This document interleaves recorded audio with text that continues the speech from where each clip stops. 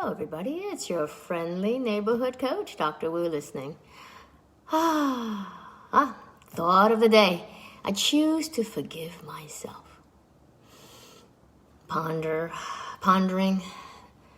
So unforgiveness has been linked to actually causing us to be in a chronic state of stress. The fight, flight, freeze, and fix other people mode. Yeah. And that chronic stress leads to a low energy state, which is things like depression and other diseases. Disease is the absence of ease. So being in that chronic stress mode is actually an unforgiveness. We're actually harming ourselves. We really are. So what do we do? Right? We're always about solutions. Release. But how do we release ourselves from the past hurts and the pains and the shame and the resentment and the bitterness or even false guilt? Doesn't mean we forget what happened, but we do have to process it. So this is a really huge topic. But we must accept the challenge, which is the self-forgiveness and forgiveness of others journey really is a journey. It's very unique. It's really like the journey of grief, which is, again, no timelines. You have your own map. You have to find your own labyrinth or paths. You really do. It does take effort, but again, so much worth it, right? So how do we start? I'm going to take into reframing, right? So I'm going to give you an example. I'm going to give you a story, okay? So it's a little bit sad. So this is, it was hard to process. But 30 years ago, my father died of, cancer, like in 4 weeks. It was absolutely devastating. Shook my world. Right after he died, and remember, part of the grief journey, there is going to be that wave or just kind of, characteristic or symptom of just false guilt. Shoulda, woulda, coulda, right? So the one that plagued me was that, the night before he went into a coma, and he called me on the phone, asking if I could just come back to the hospital again because he was missing me. Because I just left the hospital. And I said, "Oh, Daddy, I'm sorry. I am so tired. I've got to go to bed, and I'll see you in the morning, okay, Daddy? I love you so much, Baba." And that's it. Try not to cry.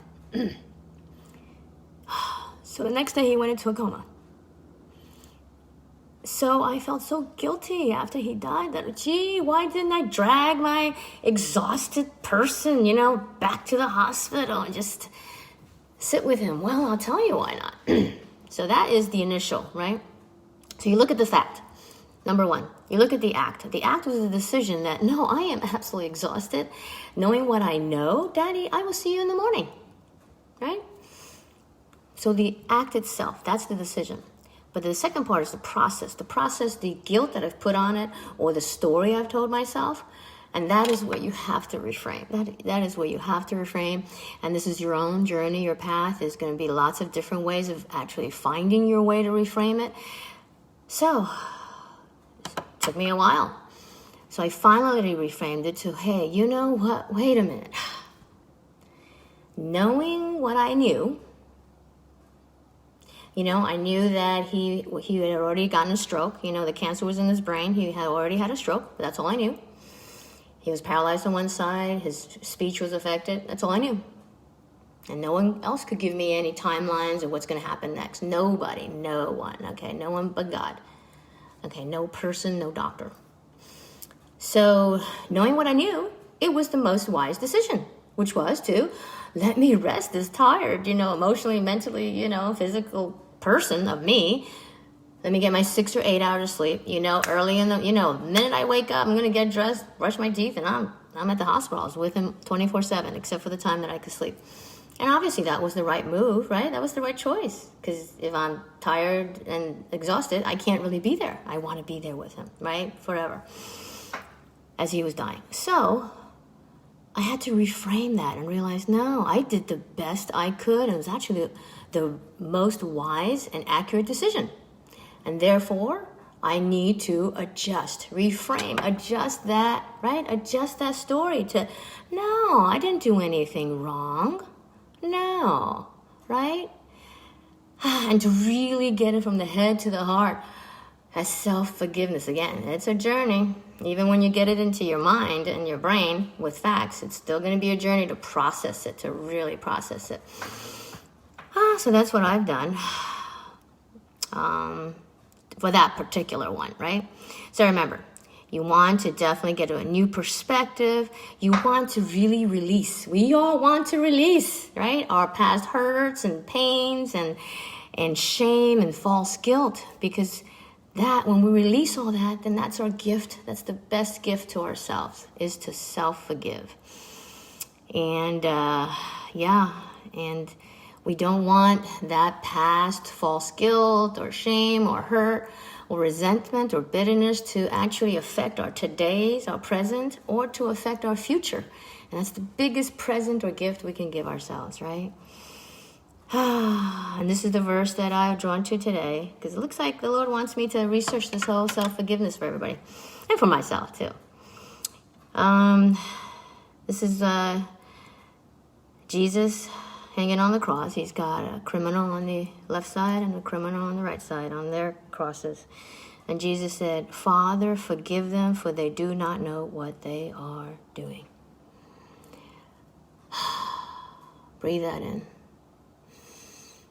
Forgive them, for they do not know what they are doing. Forgive myself, for I was doing the best that I knew how, given the information that I had at the time. Whatever sentence you need to construct for yourself, remember, we are forgiven. Work on that. Action step: what is stopping you or blocking you from going on your journey? This amazing, unique, wonderful journey of self-forgiveness. It's well worth it. I'm on the journey. Self-forgiveness and forgiving all others. It's a lifetime journey. I love it. You know, remember, those are full of self-forgiveness. They're not in the critter zone. They actually have three times less chance of depression and low energy state. And also, remember, being in this state of unforgiveness, it will cause, right, more inflammation, decrease immunity, right, and diseases, right, diseases. So be blessed. You are blessed. You are safe. You are loved. You are accepted, and you belong here. This is where you belong. You are here for the time as this. This is the time to heal and become whole. Yes. Shalom, peace, wholeness, healing, all forgiven, light and love and hope and joy will come through when we can forgive ourselves and forgive others. Shalom, peace, forgiveness, forgiveness. Be blessed, everyone. Forgive yourselves.